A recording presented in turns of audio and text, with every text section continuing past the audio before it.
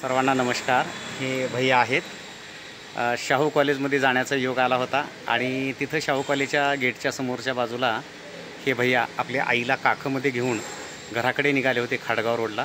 मग त्यांना मी म्हटलं सोडू का तुम्हाला स्कूटीवर, तर त्यांनी म्हणले काही हरकत नाही. तर मी त्यांना त्यांच्या घरापर्यंत या ठिकाणी खाडगाव रोडला सोडण्यासाठी आलेलो आहे.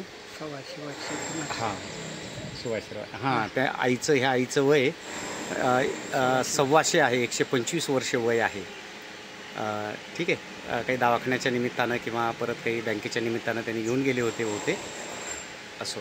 निराधारच्या पगारीला गेलतो आम्ही. तर ते काकामध्ये घेऊन आलते, तर काका आलते तर मी नेऊन सोडतो म्हणले. हां, चालेल. धन्यवाद. सेवा परमो धर्म.